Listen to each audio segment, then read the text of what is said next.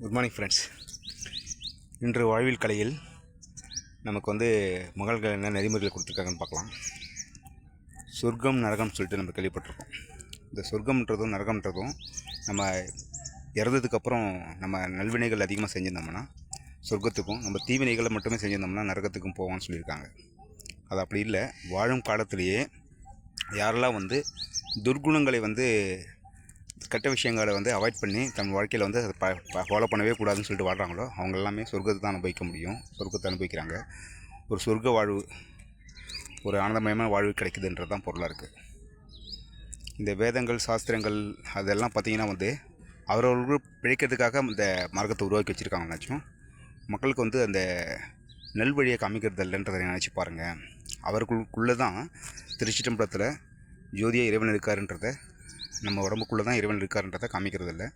இந்த உடம்பால் அழியின் உயிரால் அழிவுன்றாரு. அப்போ அந்த உடம்புல தான் இறைவனை உணரக்கூடிய ஒரு பேராற்றல், உடலையும் மனதையும் தூய்மைப்படுத்தி அத்தனை நல்ல விஷயங்கள் அனுபவிக்கக்கூடிய ஒரு பேராற்றல் உடம்புக்கு தான் இருக்குது. அந்த உடம்புல தான் இறைவன் உயிராக குடிக்கொண்டிருக்காங்க. இது அகத்தியர் பாடல் எப்படி சொல்கிறாருன்னு பார்க்கலாம்.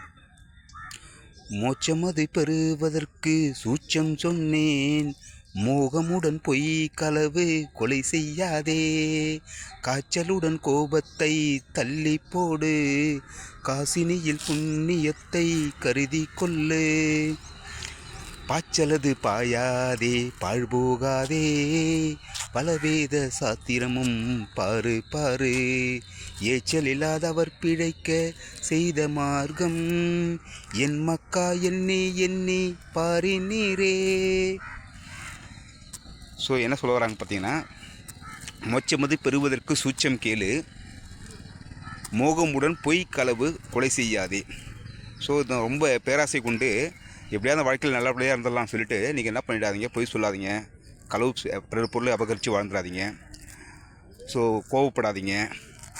இந்த மாதிரி துர்குணங்கள் எல்லாமே நீங்கள் அவாய்ட் பண்ணி வாழ்ந்தாலே போதும். நம்ம உங்களுக்குள்ள சொர்க்கத்தை நீங்கள் உணர முடியும். ஒரு ஆனந்தமயமான வாழ்க்கையை உணர முடியும். நம்ம ஒரு பேரானந்த நிலையில் வாழலாம், நோயற்ற வாழ்வு வாழலான்றது தான் பொருளாக இருக்குது. அதே மாதிரி இதை பாய்ச்சலது பாயாதே பாழ்போகாதே, பல வேத சாஸ்திரங்களும் பாரு. எல்லா வேதங்களும் சாஸ்திரங்களும் உனக்குள்ளே இறைவன் இருக்கிறத காமிக்கிறது இல்லை.